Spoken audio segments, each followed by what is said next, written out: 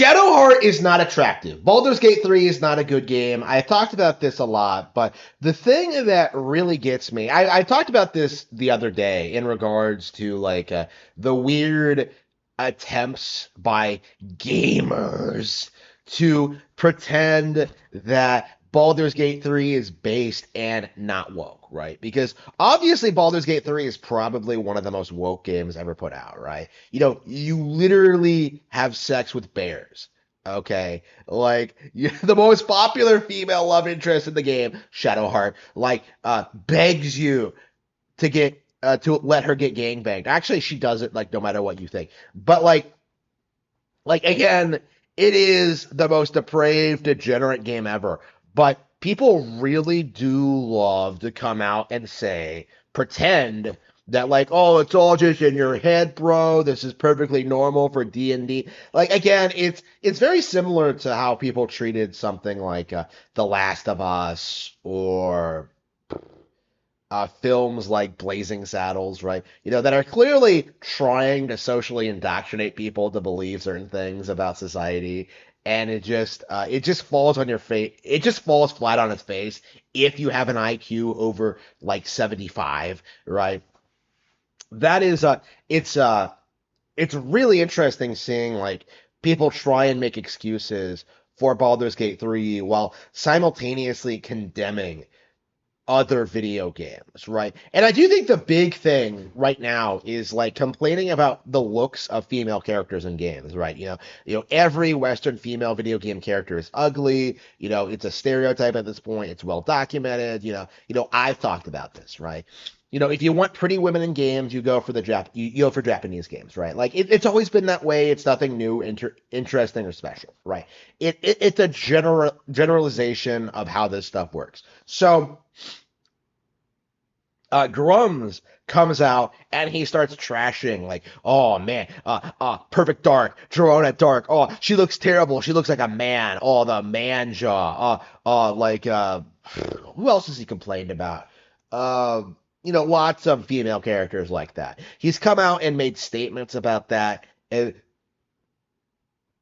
and I kind of realized looking at Joanna Dark, actually watching the trailer, actually, first of all, you're playing in a first person game. Okay, how many times are you going to be seeing the character model's face, ever? Right? I think she looks fine. Okay, Joanna Dark was never a fetishized character, not in the real game. And honestly, looking at the trailer, I'm sure it's not going to be very good. I'm sure that there's some issues to be had with it, but I think at the very least, the new Perfect Dark is going to be better than Perfect Dark Zero. I find it very difficult to believe that this game is going to be a step down from that.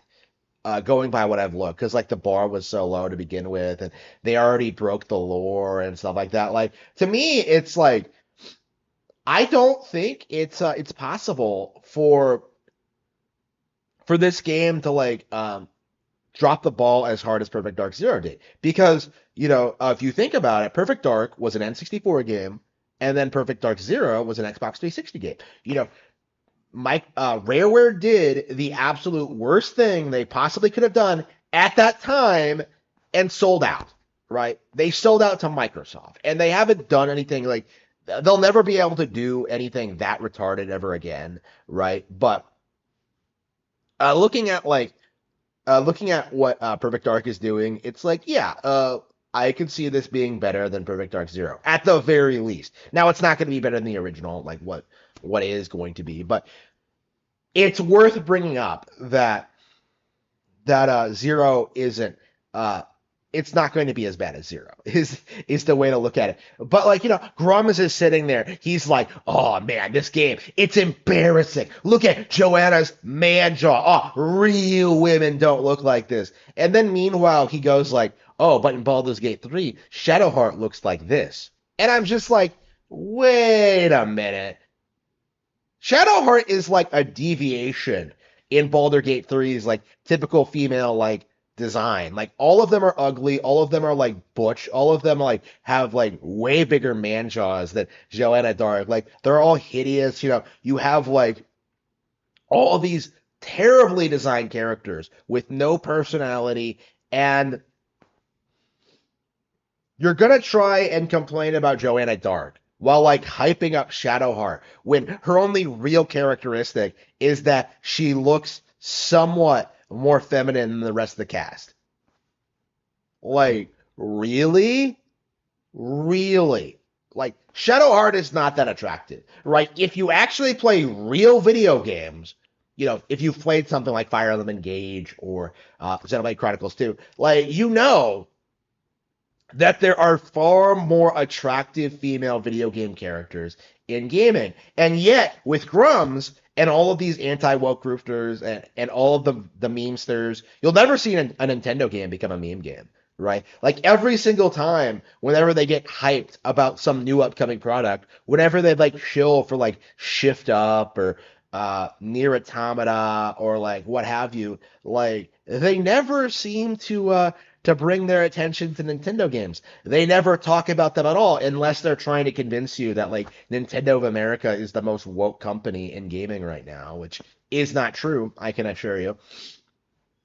They're if they're not like trying to like aggressive attack Nintendo, like they don't really talk about them at all, right? Is like the reoccurring trend you'll notice when talking about these things. Like right now, like Xenoblade Chronicles 2, I think should be considered like the game that the antithesis to Western video game design because it does feature a lot of prominent female characters. It does have a lot of like character design. It has real variety in its female character lineup. Like it's interesting considering how much like Skin, like Pyra and Mithra show, how you have like someone like Morag who is like the complete opposite, right? You have like real actual like personality variety, right? You have like different character designers. You have like a really interesting just setup here, right? And like